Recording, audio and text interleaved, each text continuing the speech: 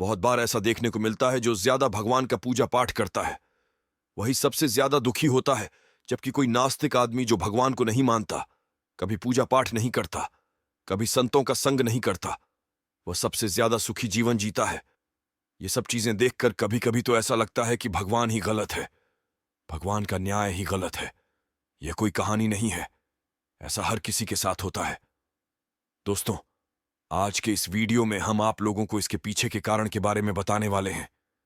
भगवान श्री कृष्ण ने स्वयं इसका उत्तर दिया है। आखिर ज्यादा पूजा पाठ करने वाले लोग दुखी और परेशान क्यों रहते हैं? इसका उत्तर भगवान श्री कृष्ण ने श्रीमद् भागवत गीता के माध्यम से बड़ी स्पष्टता के साथ बताया है। तो चलिए फिर शुरुआत करते हैं। नमस्कार दोस्तों, अगर आप भी भगवान श्री कृष्ण के भक्त हैं तो कमेंट में जय श्री कृष्णा जरूर लिखें। तो चलिए शुरू करते हैं।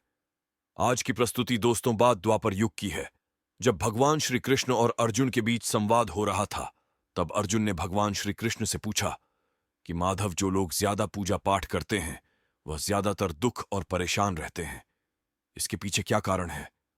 जबकि जो लोग भगवान का नाम भी नहीं लेते, भगवान का स्मरण बिल्कुल भी नहीं करते और हमेशा गलत कार्य में लिप्त रहते हैं, उन लोगों को मैं सुखी देखता हूं। इसके पीछे का रहस्य मुझे समझाने का प्रयास करें। तब भगवान श्री कृष्ण ने एक छोटी सी कहानी के माध्यम से अर्जुन को इसका उत्तर दिया। आइए जानते हैं उस छोटी सी कहानी के बारे में। एक गुरु के दो शिष्य थे। दोनों ही पढ़े लिखे विद्वान थे। दोनों में फर्क सिर्फ इतना था कि एक भगवान को मानने वाला था और दूसरा भगवान को ना मानने वाला नास्तिक था। एक ऐसा था जहां पर भगवान की कथा होती थी, जहां सत्संग होता था, जहां भजन होता, वहां दौड़ के चला जाता और भगवान की पूजा पाठ करने लगता। दूसरा शिष्य इन सब चीजों से दूर था। वह शराब पान भी करता था, वेश्याओं के साथ नमन करता था। सारी बुरी आदतें दूसरे शिष्य में थीं। एक दिन क्या हुआ, एक शिष्य शराब पीकर बोलते हुए रास्ते में पैदल चलते हुए अपने घर को जा रहा था। अचानक उसको रास्ते में पैसों से भरा एक बैग मिल जाता है। उसकी खुशी का ठिकाना नहीं रहता। वह जोर जोर से चिल्लाते हुए सबको बताता है, मुझे आज पैसों से भरी बैग की थैली मिल गई। मेरा जीवन सफल हो गया। इन पैसों से अपने जीवन की आवश्यकताओं की पूर्ति करूंगा। वही दूसरा मित्र मंदिर से भजन करते हुए अपने घर को जा रहा था। अचानक उसकी पैर में एक बड़ी कांटे चुभ जाती है। रक्त निकलने लगता है। ठीक उसी समय दूसरा शिष्य भी वहीं पहुंचता है और हंसते हुए उसको बोलने लगता है, क्यों, तुम ही हो ना जो सबसे ज्यादा पूजा पाठ करते हो, भगवान का भी भजन करते हो। क्या दिया तुम्हारे भगवान ने तुम्हें? मुझे देखो, मैं कभी मंदिर नहीं गया और ना ही मैंने कोई भी काम अच्छा किया। मेरे घर में भगवान का मंदिर भी नहीं है। मैंने कभी अपने घर में सत्यनारायण का कथा नहीं कराया। भगवान के सामने कभी माथा नहीं टेका। फिर भी मैं कितना संपन्न हूं, अमीर हूं। मेरे पास पैसों की कोई कमी नहीं है। सबसे ज्यादा सुखी जीवन मैं ही जी रहा हूं। अच्छे शिष्य को उसकी बात चुभने लगी। उसने मन ही मन विचार किया, हां, ये तो सच बोल रहा है। मैं कितना पूजा करता हूं और वह कुछ नहीं करता, फिर भी कितना सुखी है।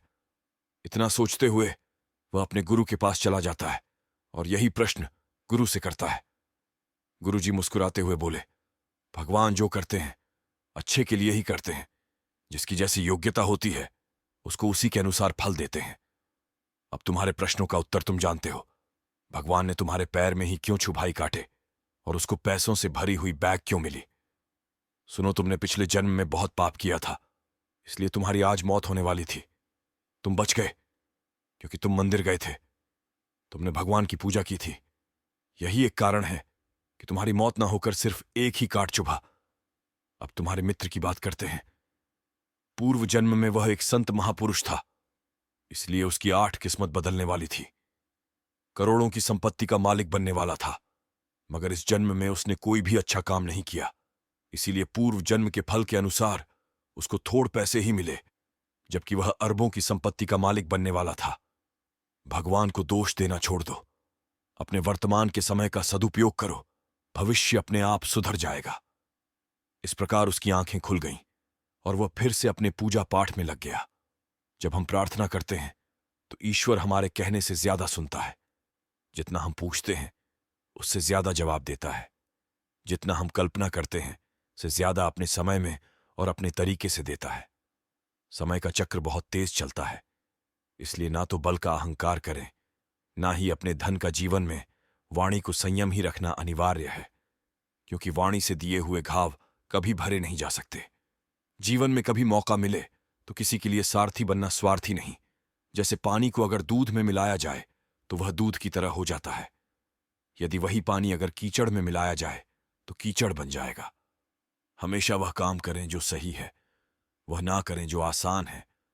करीबी और गरीबी का सिखाया हुआ सबक इंसान को अंदर से बदलने पर मजबूर कर देता है। जिस तरीके से बात करते हो उस तरीके से सुनना भी पसंद करो। ईश्वर को अपना सबसे करीबी दोस्त बना लो, क्योंकि परमात्मा ही एक ऐसा है जो तब तक साथ देते हैं जब सारी दुनिया हमारा साथ छोड़ देती है। ऐसे लोगों से दोस्ती बनाए रखिए जो आपको बेहतर बनाने के लिए प्रेरित करता हो, जो आपको अपनी जवाबदारी माने और आपका ख्याल रखें, जो आपको अपना समझे और अपना घर जैसा महसूस कराए, जो आपकी सहायता करें और आपको समझे। अमीरी गरीबी से इसका कोई लेना देना नहीं। रोने वाले महलों में भी रोते हैं और किस्मत में खुशी तो झोपड़ी में भी हंसी गूंजती है। विश्वास में वह शक्ति है जिससे उजड़ी हुई दुनिया में प्रकाश लाया जा सकता है। विश्वास पत्थर को भगवान बना सकता है और विश्वास भगवान के बनाए इंसान को पत्थर दिल बना सकता है। किसी की यादों में घुट घुट कर मरने से अच्छा है कि आप अपनी ताकत को अपने लक्ष्य पर लगाओ और इतने सफल बन जाओ कि एक दिन आपको छोड़ने वाला पछताने लगे। कामयाब व्यक्ति की चमक लोगों को दिखाई देती है। उसने कितने अंधेरे देखे हैं यह कोई नहीं जानता। यदि सपने सच नहीं हो, राह हो तो रास्ते बदल लो, सिद्धांत नहीं तो दोस्तों। आज के लिए बस इतना ही उम्मीद करते हैं हमारे द्वारा दी गई जानकारी आपको पसंद आई होगी। तो मित्रों, अगर यह वीडियो आपको पसंद आई हो तो लाइक और शेयर जरूर कीजिएगा। अगर आपने हमारे चैनल को सब्सक्राइब नहीं किया है तो जरूर करिए। और हाँ, वीडियो को अंत तक देखने के लिए आपका बहुत बहुत धन्यवाद।